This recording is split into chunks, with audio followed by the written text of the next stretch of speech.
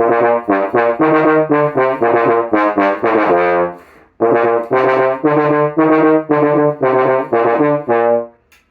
YouTube, welcome back to another video. This one's going to be exhausting for me. It's been a long day. Again, been super busy, and I have a lot of equipment stuff to go through, and I'm sure, like 100% sure, I'm forgetting something in here. So anyway, let's talk about all of it. This will be probably last, I don't know, one of the last things. First thing up, I'm going to convert that 50B2, yes, 50B2, that's it, there's no extra letters. I got one of those. I've showed it in a couple videos, and it's just been sitting in a case because it's useless as of right now. And I have all the parts to convert it into something way cooler. I didn't show the valves on camera, I think, but I have cancelable CR valves, and now I have the entire wrap assembly. I have the levers, everything I need for it to become an open wrap CR valve bass trombone, which is super exciting. That's not exactly like a super long-term project, but some stuff has to get done before that progresses. The valves are going to get swedged, which means kind of making the bearings on the valve casing smaller again so that they seal and everything is nice and tight. Hey, cat.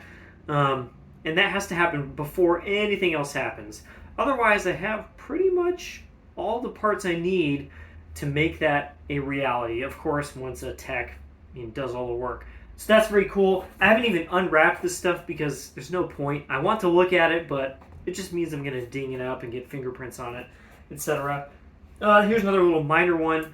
Got a brand new, basically, Greg Black 3GS.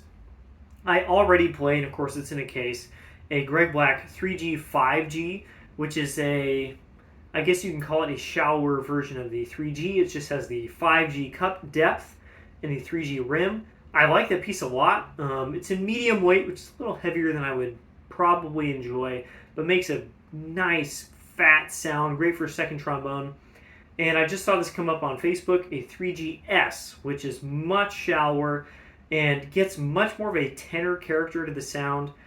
And it was just for a price where I was like, well, I can't say no to that. And this makes for a great backup. I already own a 3.5 GS, which I like a lot, but the rim is just small enough, just big enough difference that it kind of takes some getting used to, switching back and forth. And this is also a much older Greg Black. The blank, I don't know if you can see this, the blank it's made out of is really quite different than the modern Greg Blacks.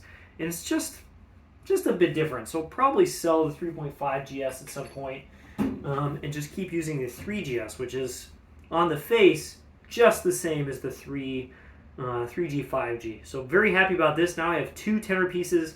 They kind of, large tenor pieces, they cover the gamut between like principal playing, non-principal playing. I can use this for principal playing and kind of like smaller stuff, which makes me very happy.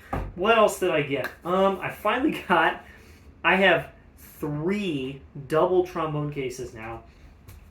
I finally got the Cronkite bass tenor gig bag.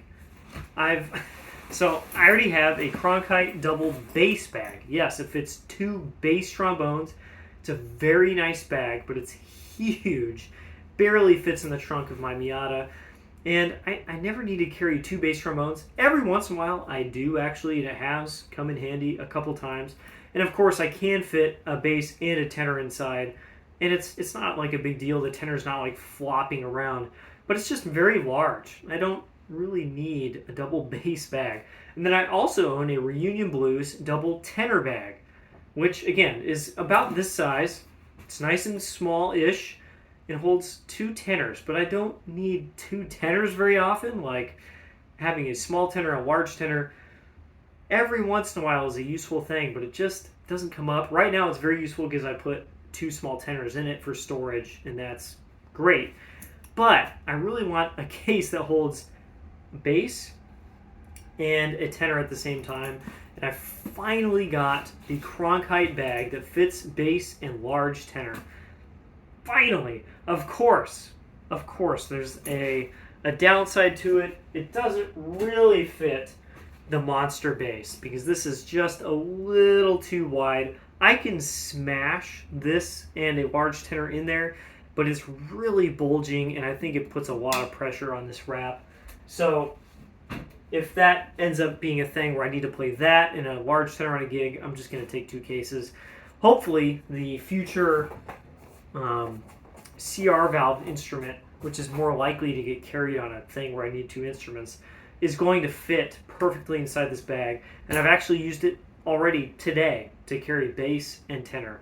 And it was not the monster bass. Let's see, what else did I get?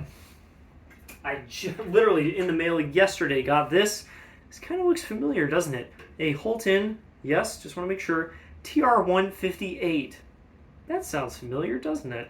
That's the same engraving that my TR-258 had. 258 did not have this, and of course the 258 had, swing, a cut bell. This is the non-cut bell version of the exact same instrument. The kind of 88H copy, I don't know if you want to call it a copy, but it's pretty much a copy. Holton, large tenor trombone. This is obviously in way worse shape. This was a high school instrument. Valve knuckles a little bit crunched here.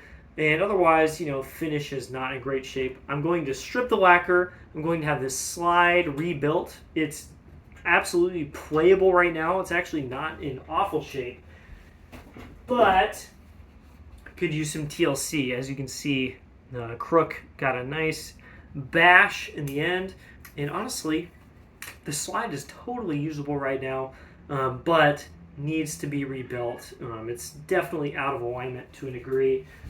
And I got it for just like super cheap. I'm not going to use it myself. I got this to fix up and I'm going to sell it. I have a friend who just moved to LA and she could probably use a horn just like this.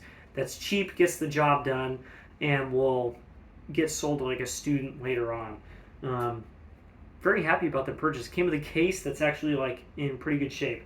And then I bought 2 more horns. No, 3 more horns. I forgot one. I'll tell it now because I don't even have it now. A 3B Silver Sonic. I traded my Olds George Roberts P22 in perfect condition. I really wanted to keep it. There's no reason for me to keep it. So I traded that for a 3B Silver Sonic in perfect condition. I mean, these instruments were interchangeable. They were both like mint. Perfect lacquer, no wear on the slides, just in perfect shape. But I cannot use another horn like that, especially when it's in perfect shape.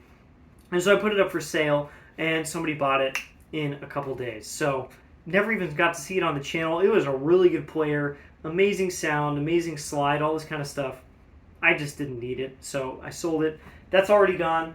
And then a couple days ago, I went out and bought a couple Chinese trombones.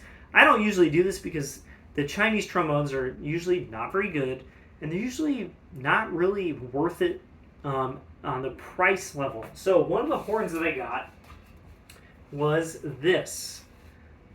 What is this exactly? This is an EF Durand, which is just one of those Chinese companies. Doesn't really matter what the brand name is on this. They're usually made by the same people, Jinbao. I'm pretty sure Jinbao made these as well. The brand name that's on these is usually just a distributor that kind of, they put on, they don't even put it on. Jinbao puts on the EF Durand thing, and then they just sell it under that name. There's basically no difference except that EF Durand takes a cut out of the sales. This instrument is very strange. You'll notice the bell, it's very, very large. It's got a pretty wide slide, and it has my bass mouthpiece in it. What is this? This is one of those horns they sold for quite some time, probably like 10 years, maybe a little bit less, that just is like the weirdest possible thing. And like I said, I did not pay for very much money for this because I would never buy one of these like on purpose. But this is a 555 bore, so larger than large tenor, smaller than bass. Wide slide, it's got, which is pretty unusual for a Chinese instrument. Over sleeves and a brass slide, like I said, unusual. Brass crook. We've got straight gooseneck. It's a pretty large instrument for a straight horn. A tenor-sized tuning slide. It's actually a little bit smaller than a Bach 42 tuning slide at this end and a little bit larger at this end. And then the bell flare starts out around Bach 42 size and then, whoa, gets to 9.5 inches. For reference, that's bass size. 9.5 inches, that's big. And so this instrument is nothing. I don't know what this is supposed to be, but it ends up being nothing. It's a straight, giant tenor. And it's honestly not the worst thing on the planet. I mean, the slide, pretty noisy. There's nothing on it. I've just cleaned it. And it plays, honestly, pretty well. What's the point? Why do they even sell these? Who bought these? Obviously, the guy that I bought this from bought one. But, like, what did he use it for? I cannot imagine. I'm very excited to have some of my friends play this, and I'll probably end up just giving this to one of them because I cannot imagine a more useless instrument. But still kind of cool. And honestly, really isn't that bad. It's not that badly made. Bell does not inspire a lot of confidence, and, well, you can't hear it now. Oh, there it is. There's some solder rolling around in one of the braces. But honestly, not that badly made. The other horn I got, which is a little more exciting, is the EF Durand bass trombone. This, obviously, if you've got the eyes for it, is a King 7B copy. King 7B existed... got some stuff in there. King 7B existed after the King 6B because obviously they needed an independent bass trombone. Both valves independent. And they sold it for, I don't know, probably 20 years, probably a good while. And 7B, honestly, to my taste, not a great instrument, just a little bit light, a little bit bright, but doesn't have the same spice that the 6B has. For some reason, the Chinese copy of the 7B, it's actually a little bit better in some respects. I've played 7Bs, and now I've played this, and this instrument is pretty good. So let's go over it real quick.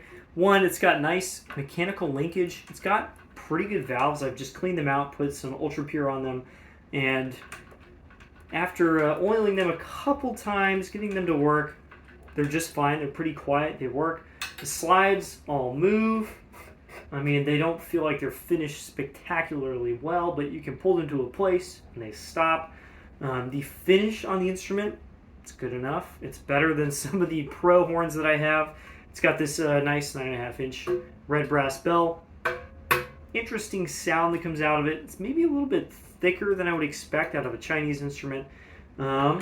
And the best thing of all, that especially the King instruments did not come with, is this will fit an Edwards slide or a Bach slide if you want to put that in instead. The slide it comes with is just all nickel with oversleeves. Not great action, pretty stuffy, does not play especially well. I don't know if a lead pipe would change that, but the action is bad enough that I just don't really care. I put it in a case, and honestly might just like throw it away. I don't know what I would do with that. But with one of my Edwards dual bore slides, this horn is great. I'm going to play it for you in a future video, but I've used it on a gig, I've used it at work, and I've used it at a rehearsal at work, and in every instance, it felt great and it sounded great. It's not the most open instrument. These rotors are not very large. It's not super open down low, but it's pretty easy to navigate. Much more easy than like the 50B2 that I have. It just feels kind of natural to play. The response is quite good. I can get a nice ping to the articulation, nice fat front to the note. I can hear what I'm doing, which I cannot do with the Yamaha that I usually use at work. And it makes a pretty good sound. I've played it with the people at work and they go, wow, that sounds pretty good. I'm like, well, I got this for $200. And honestly, I got both of these for $200 combined. He was like, you know what?